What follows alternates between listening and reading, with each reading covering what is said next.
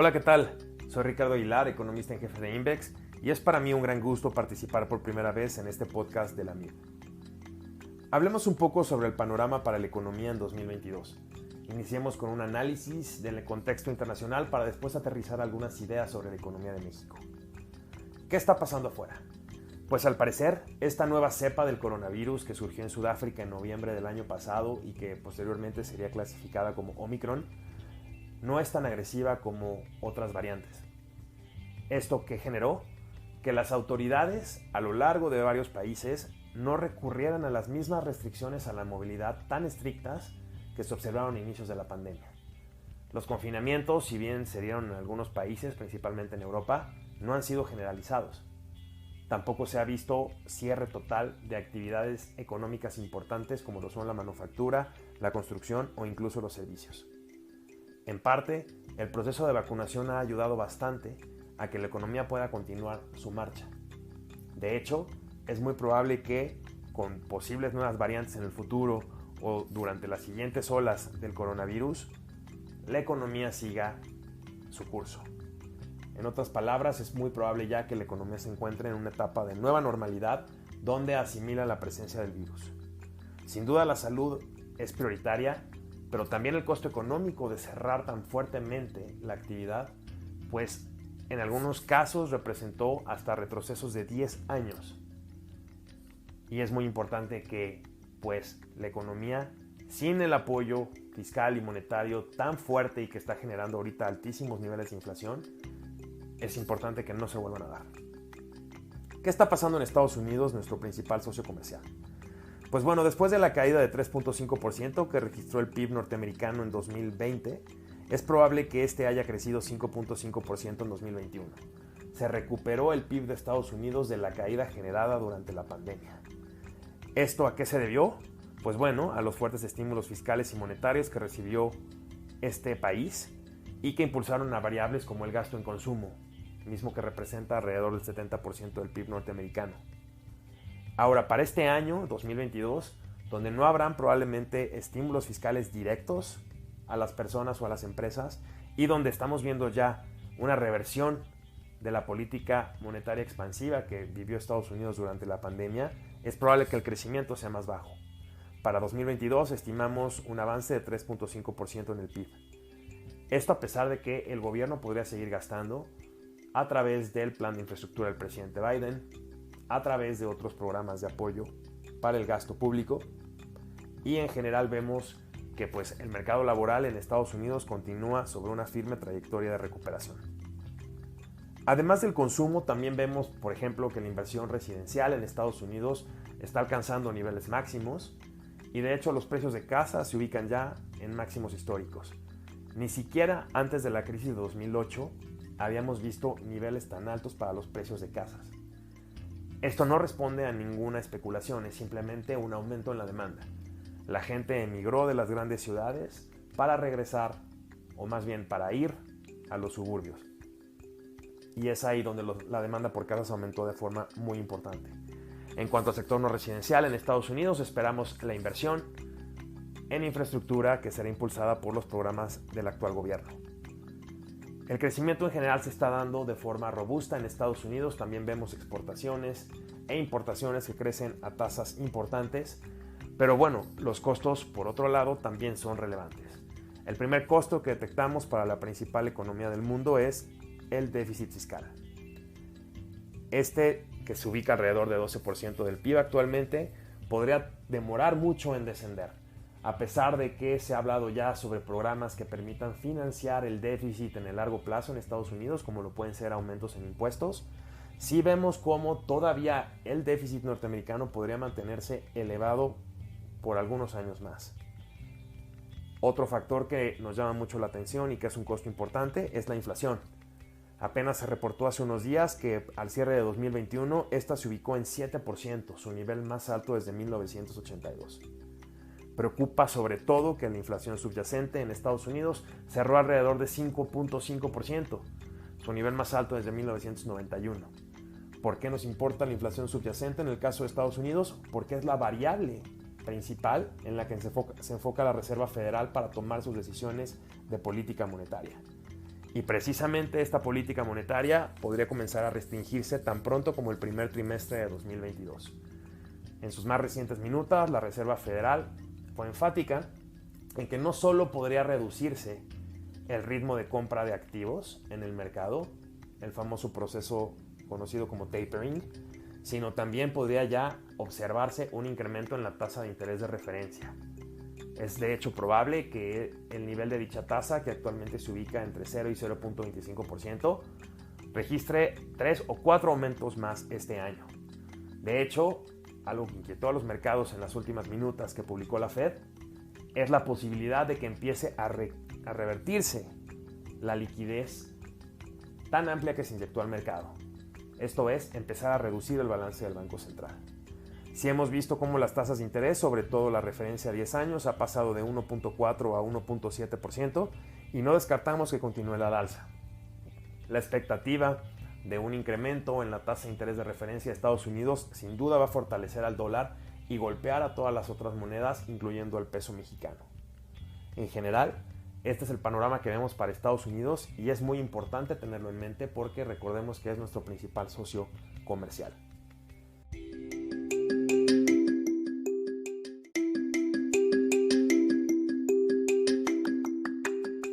¿Qué es lo que estamos viendo para el caso de México? Pues el crecimiento en nuestro país dependerá tanto de la demanda interna como de la demanda externa.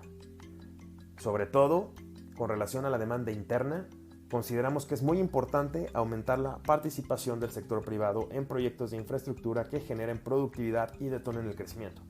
Esto es sin duda uno de los principales retos que enfrenta México. Como ustedes bien saben, en México los estímulos fiscales y monetarios no surtieron el mismo efecto que en otros países. Si bien el Banco Central tomó medidas importantes para poder evitar una crisis en el sector financiero nacional, no hubieron estímulos fiscales significativos. El golpe generado por el cierre de las actividades y la falta de apoyos fiscales fuertes sin duda generó una de las caídas más importantes que ha registrado el PIB de México en su historia, de 8.2% en 2020. Para este año esperamos un rebote de alrededor de 5.5% de acuerdo con nuestros cálculos, que como ustedes podrán ver, no contrarresta la caída tan fuerte generada por la pandemia. El sector externo ha sido el principal motor probablemente de nuestra economía, en parte por el Tratado México, Estados Unidos y Canadá, que entró en vigor en julio de 2020, y es muy importante preservar para que podamos continuar con estos flujos tan importantes de comercio que ayudan a nuestra industria manufacturera nacional. Otro factor que ha venido de fuera han sido las remesas de inmigrantes, que cerraron 2021 alrededor de los 50,000 millones de dólares y que este año podrían registrar un nivel similar. También vemos cómo el turismo comienza a reactivarse a pesar de esta nueva variante y en general esperamos que la actividad en México crezca a tasas moderadas durante los siguientes trimestres. En resumen, esperaremos ver un crecimiento cercano a 3% en 2022. ¿Por qué somos relativamente optimistas respecto al crecimiento del PIB?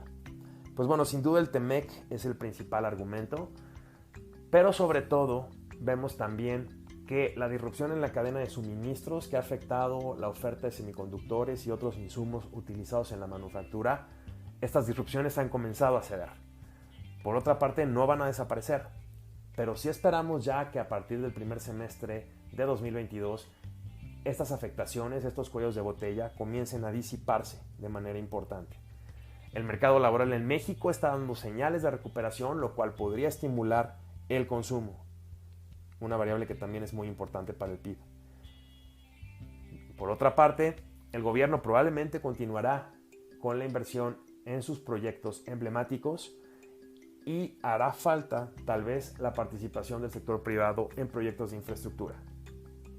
La formación bruta de capital fijo no se recuperó en 2021 del golpe de la pandemia, y aquí cabe aclarar que no solo cayó en 2020, desde 2019 ya venía mostrando un rezago importante.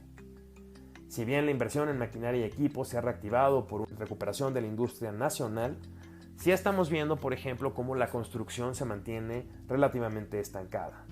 Es muy importante que los acuerdos entre el sector privado y el gobierno no queden solamente en papel, sino realmente se concreten en obras tangibles y en obras que como les digo, generen productividad para que detonen crecimiento. Con relación al tema de las finanzas públicas en México, vemos un panorama bastante sano. Y de hecho también las calificadoras ven como algo bueno el hecho que la disciplina fiscal en el gobierno sea una variable que se mantiene.